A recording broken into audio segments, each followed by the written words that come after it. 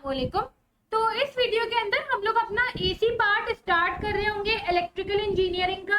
ये वीडियो एक प्लेलिस्ट का हिस्सा है जिसके अंदर हम लोग कंप्लीट एसी और डीसी को कवर कर रहे होंगे।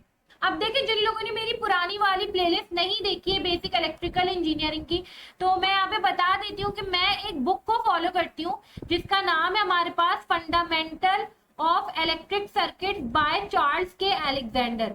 जो लोग निकालना चाह रहे हैं वो जाके निकाल सकते हैं, पीडीएफ डाउनलोड कर लें, ठीक है। और अगर आप लोगों की यूनिवर्सिटी में कोई बुक फॉलो नहीं होती है, जब भी आप लोग ये वाली प्लेलिस्ट फॉलो कर सकते हैं, क्योंकि बिल्कुल हम लोग बेसिक कॉन्सेप्ट्स कवर कर रहे होंगे, बिल्कुल बेसिक से स्टार्ट करेंगे। और अगर आप लोगों की यूनिवर्सिटी में विलियम हाइट या फिर कोई और बुक फॉलो होती है, जब भी आप लोग कर सकते हैं, क्योंकि बेसिक्स हमारे पास सेम ही होगी। सही है। अच्छा, अब देखिए ये हमारे पास पहली वीडियो है, तो इसके अंदर हम लोग बिल्कुल बेसिक से बात स्टार्ट करेंगे कि एसी हमारे पास होता क्या है। तो एसी की फुल फॉर्म होती है हमारे पास ऑल्टरनेटिंग करंट। नाम से ही जाहिर है कि ऐसा करंट जो अपने आप को ऑल्टरनेट करता हो। ऑल्टरनेट का मतलब चेंज करता हो। सही है। अब देखिए, अभी तक ना हम लोगों ने डीसी पढ़ा है थोड़ा बहुत। अगर आप लोग एसी को स्टार्ट कर रहे हैं ना, तो आप लोगों ने डीसी पढ़ा होगा। सही है। उसमें हम लोग जो सर्किट देखते थे ना, वो कुछ इस तरीके के होते थे। लेट सपोज मैंने एक सर्किट बना लिया, सही है, और इस सर्किट में करंट भी फ्लो कर रहा है। करंट लेट सपोज यहाँ से फ्लो कर रहा है, कुछ यहाँ पर आया, इस पॉइंट पे आगे कुछ नीचे चला गया, कुछ आगे चला गया, और इस तरीके से आपके करंट का फ्लो है। अब जब तक आप इसको खुद से चेंज नहीं करेंगे ना, तो आपके करंट का फ्लो खुद से चेंज नहीं होगा। सही है। ये आपके पास डीसी सर्किट है। डीसी का मतलब होता है डायरेक्ट करंट। डायरेक्ट करंट से मुराद ये है ऐसा करंट जो अपनी डायरेक्शन को चेंज नहीं करेगा। इस सर्किट में आप जब तक खुद से कोई चीज चेंज नहीं करेंगे, ये चेंज नहीं होगा, ठीक है। मगर एसी सर्किट क्या है, अब यहाँ पर एक एग्जांपल देखते हैं। लेट सपोज आपके पास यही वाला सर्किट है, मैंने वापस से यही वाला सर्किट बनाया है, यहाँ पे बना लेते हैं वापस से। हुआ क्या कि थोड़े टाइम में आपने देखा आपका करंट कुछ ऐसे फ्लो कर रहा है, कुछ यहाँ से नीचे चला गया, कुछ आगे चला गया। आपने जब थोड़े टाइम बाद देखा तो इसकी जो पोलैरिटी है ना, अब वो हो गई रिवर्स। मतलब प्लस ऊपर था, माइनस नीचे था, अब माइनस ऊपर आ गया, प्लस नीचे हो गया। और क्योंकि पोलैरिटी चेंज हुई, तो आपका करंट अब उल्टी डायरेक्शन में बना। पहले कहाँ जा रहा था, ऊपर जा रहा था, अब आपका करंट नीचे जाना शुरू हो गया, और इस तरीके से आपका करंट फ्लो हुआ। मतलब देखिए, हर ब्रांच में आपके करंट ने अपनी जो डायरेक्शन है उसको उल्टा कर दिया। हुआ क्या कि पहले यहाँ से देखे ऊपर जा रहा था ना, ये वाली ब्रांच देखे यहाँ से ऊपर जा रहा था, अब कहाँ जा रहा है, नीचे जा रहा है। इसी तरीके से ये बीच वाली ब्रांच देखे, इसमें नीचे जा रहा था पहले, अब क्या जा रहा है, ऊपर जा रहा है। तीसरी ब्रांच देखे, नीचे जा रहा था, अब ये ऊपर जा रहा है, ठीक है। अब ये जो आपकी वोल्टेज है, इसने अपनी पोलैरिटी चेंज की, आपके करंट की डायरेक्शन चेंज हुई। सही है। अब थोड़े टाइम बाद देखा आपने, फिर उसने अपनी पोलैरिटी पहले जैसी कर ली। मतलब प्लस ऊपर था ना, अब वापस प्लस ऊपर आ गया, माइनस नीचे आ गया। फिर थोड़ी देर बाद देखा, फिर उसने अपनी पोलैरिटी रिवर्स करी, माइनस ऊपर आ गया, प्लस नीचे आ गया। तो आप बोल रहे हैं कि यार ये क्या हो रहा है। तो भाई जो आपकी पोलैरिटी है, ये बार बार ऑल्टरनेट कर रही है। सही है। तो इसकी वजह से आपका करंट ऑल्टरनेट कर रहा है। तो आप ये कह सकते हैं कि इस सर्किट में आपका एसी फ्लो कर रहा है, मतलब ऑल्टरनेटिंग करंट फ्लो कर रहा है। और ऐसा जो भी सर्किट हो जिसमें एसी फ्लो करता है, वो आपके पास कहलाता है एसी सर्किट। और एसी ना सिर्फ करंट नहीं हो सकता, मतलब एसी वैसे तो ऑल्टरनेटिंग करंट है इसकी फुल फॉर्म, मगर एसी जो है वो सिर्फ करंट की क्वांटिटी नहीं हो सकती। हर इलेक्ट्रिकल क्वांटिटी एसी हो सकती है जो अपने आप को ऑल्टरनेट करे। लेट सपोज ये जो वोल्टेज की पोलैरिटी है, इसने भी तो बार बार अपने आप को ऑल्टरनेट करा ना। पहले प्लस ऊपर था, माइनस नीचे था, फिर माइनस ऊपर आ गया, प्लस नीचे हो गया। तो आप इसे बोलेंगे ये भी एसी वोल्टेज है। इसी तरीके से पावर भी एसी हो सकती है, कुछ भी एसी हो सकता है। अब यहाँ पे ना एक बहुत इंपॉर्टेंट कॉन्सेप्ट है जिसको मैं एड्रेस करूंगी, वो ये है कि बहुत सारे लोग, या फिर मैं भी पहले ये गलती करती थी, मैं इसको वैल्यू से आइडेंटिफाई करती थी कि एसी एक ऐसा करंट है जो कि अपनी वैल्यू चेंज करता है और डीसी कांस्टेंट होता है। मगर ये कॉन्सेप्ट बिल्कुल रॉन्ग है, हमें डायरेक्शन से देखना होता है। अब ये कॉन्सेप्ट कैसे रॉन्ग है और एसी की रिप्रेजेंटेशन क्या होती है, एसी को हम किस इक्वेशन से लिखते हैं, अब हमें ये सारी चीजें देखनी है, तो अब हम वो देख लेते हैं। अच्छा, तो देखिए अब हम लोग एक कॉन्सेप्ट समझ लेते हैं जो कि अभी हम लोग डिस्कस कर रहे थे, वैल्यू और डायरेक्शन का।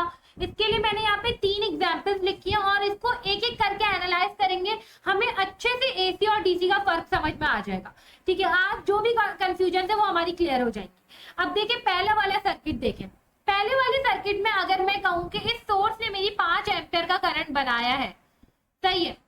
अब मैं ये बोल रही हूँ कि मैंने जब इस सर्किट को, अपने पहले वाले सर्किट को पहले सेकंड में देखा, टाइम चल रहा है, पहला सेकंड हुआ, दूसरा सेकंड हुआ, 3 सेकंड हो गए, 4 सेकंड हो गए, तो अगर मैंने अपने सर्किट को पहले सेकंड में देखा तो मैंने देखा यार मेरे करंट की वैल्यू 5 एम्पियर है, सही है। तो मैं इस चीज को ना प्लॉट कर देती हूँ ताकि मुझे अच्छे से बातें समझ में आ जाए।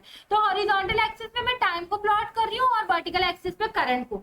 हमेशा याद रखिए हॉरिजॉन्टल एक्सिस पे टाइम आता है और आपका जो वर्टिकल एक्सिस होता है उसमें आपकी इलेक्ट्रिकल क्वांटिटी आती है। एसी सर्किट्स में यहाँ पे टाइम की जगह एक और चीज भी आ सकती है, वो हम आगे देखेंगे, सही है। अभी के लिए फिलहाल ये देखिए, लेट सपोज मैंने अपने पहले सेकंड पर देखा तो मेरे करंट की वैल्यू कितनी है, 5 एम्पियर है, तो मैंने यहाँ पे 5 एम्पियर पे डॉट लगा लिया।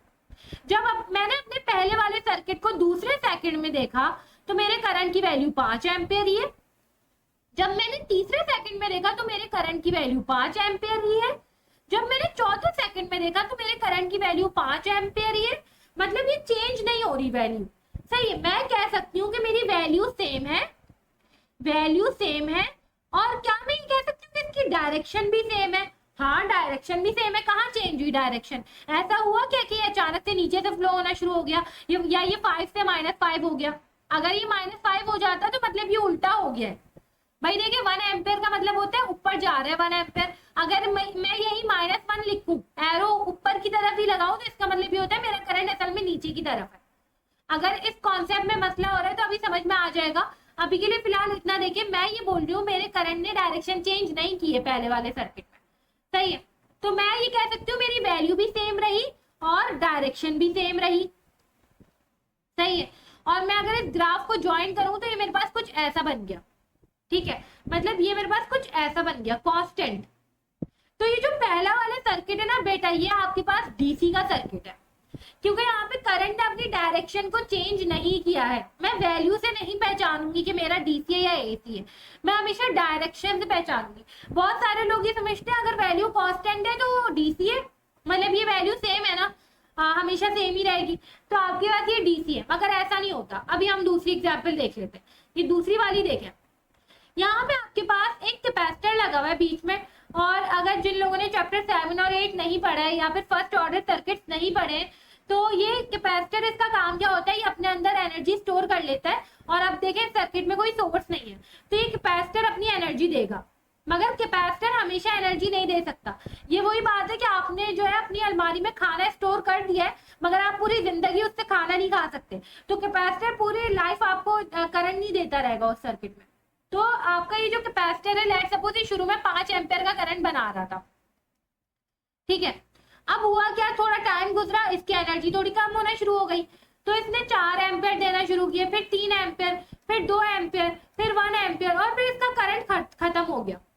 तो अगर मैं इस चीज को ग्राफ में प्लॉट करना चाहूँ तो मैं कुछ ऐसे कह सकती हूँ कि यहाँ पे देखें, यहाँ पे हमारे पास 1 सेकंड में मेरे करंट की वैल्यू 5 थी, फिर दूसरे सेकंड में 4 हो गई, फिर तीसरे सेकंड पे 3 हो गई, फिर 2, फिर 1, खत्म। तो ये ग्राफ आपके पास कुछ ऐसे बना। अब आप मुझे ईमानदारी से एक बात बताएं, क्या इस सर्किट में मेरे करंट की वैल्यू सेम रही? क्या हमेशा वो 5 रही? बिल्कुल भी नहीं। पहले वो 5 था, फिर कम हुआ 0 पे पहुंच गया वो। तो मैं ये कह सकती हूँ कि मेरी वैल्यू यहाँ पे क्या हो रही है, चेंज हो रही है, वैल्यू चेंजिंग, सही है। मगर डायरेक्शन बताएं, डायरेक्शन तो चेंज नहीं हुई। कैपेसिटर ऊपर की तरफ ही करंट बना रहा था, ऊपर की तरफ ही बना रहा है। आपका ग्राफ नेगेटिव में थोड़ी गया। अगर 5 की जगह -5 हो जाता तो मैं कहती कि हाँ डायरेक्शन चेंज हुई है, मगर आपका ग्राफ 0 तक चला गया, नेगेटिव में नहीं गया। तो आप कह सकते हो कि डायरेक्शन अभी भी सेम ही है। तो इस तरीके का जो सर्किट होता है ये भी आपके पास डीसी होता है। बेशक आपकी वैल्यू ही क्यों ना चेंज कर रही हो, ये भी तो आपके पास डीसी है। तो आप कभी भी वैल्यू के चेंज या सेम होने से नहीं देखते। देखिए यहाँ पे वैल्यू सेम है फिर भी डीसी है, यहाँ पे वैल्यू चेंज हुई फिर भी डीसी सर्किट है, सही है।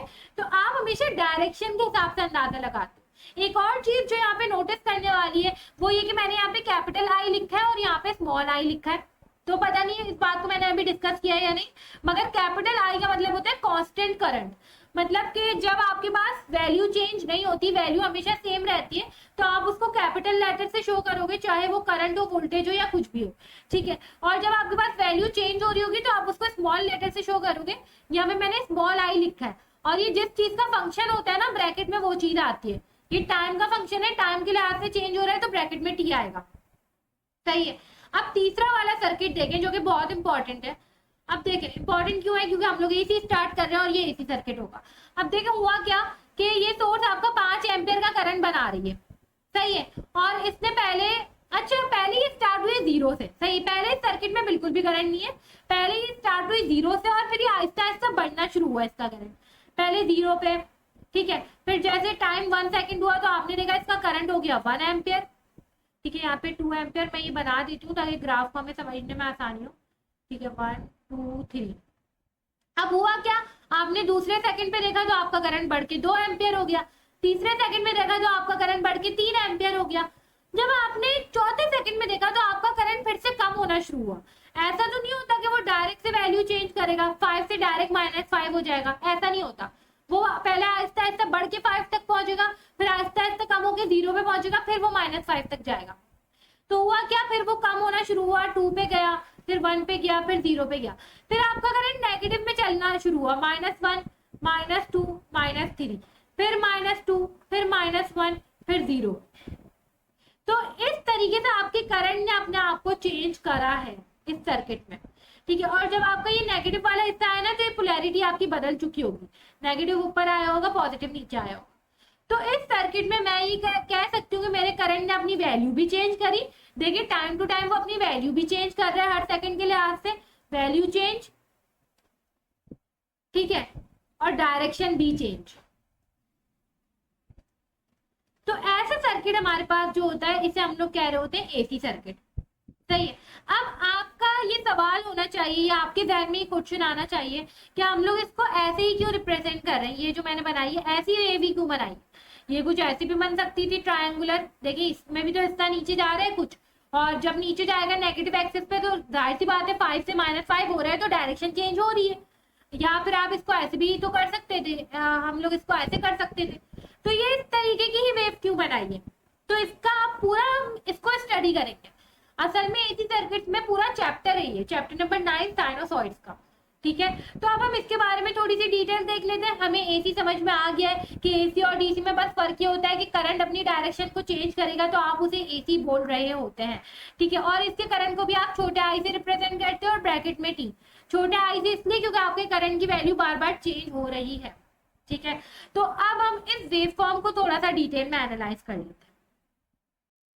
अच्छा तो देखिए अभी हम लोगों ने एक वेव फॉर्म बनाई थी और वो कुछ इस तरीके से बनी थी। मैंने बोला कि मेरा करंट लेट सपोज पहले 0 है, फिर 1 हुआ, फिर 2 हुआ, फिर आहिस्ता आहिस्ता बढ़ के वो अपने पीक तक पहुंचा। लेट सपोज हमने 3 एम्पियर बोला था अभी कि वो 3 एम्पियर तक पहुंचा, फिर वो वापस से कम होना स्टार्ट हुआ 2 पर, फिर 1 पर, और फिर वो 0 पे पहुंच गया। फिर वही करंट क्योंकि नेगेटिव में चलना स्टार्ट हुआ, फिर वो -3 तक पहुंचेगा, सही, फिर वो वापस 0 पर आएगा।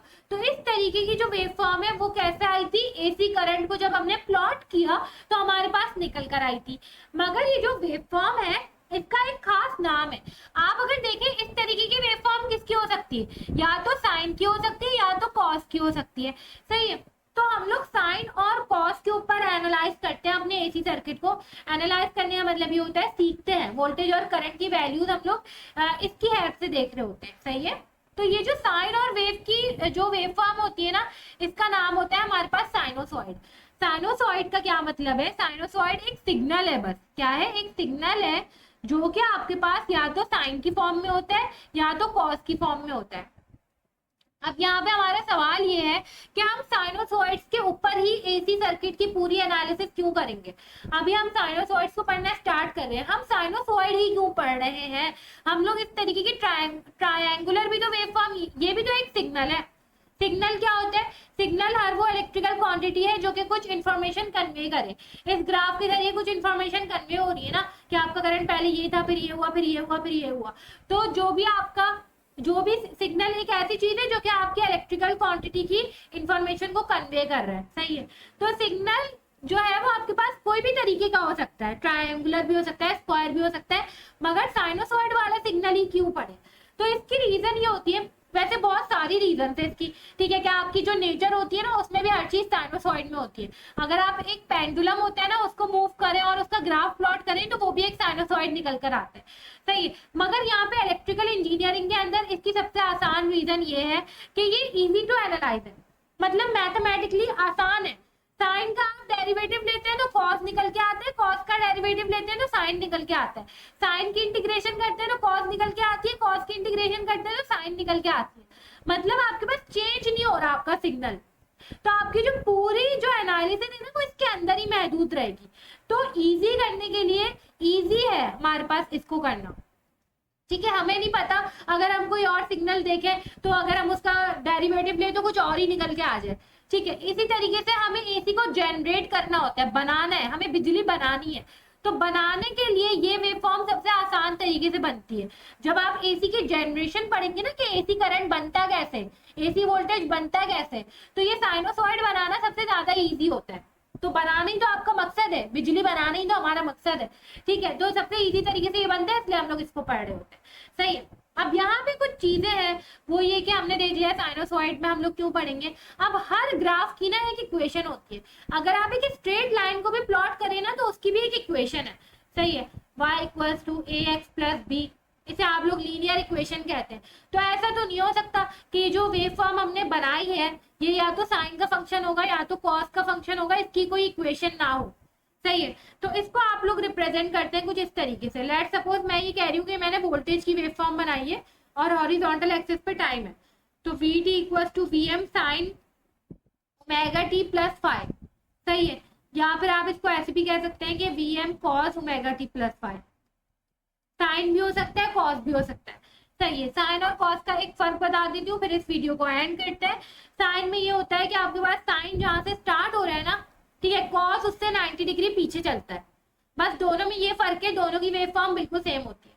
भाई देखें, लेट सपोज साइन आपका 0 से स्टार्ट होता है, हमेशा याद रखें, और कॉस अपना मैक्सिमम पहुंचता है 0 पे, इधर मैक्सिमम पहुंचता है कॉस अपना।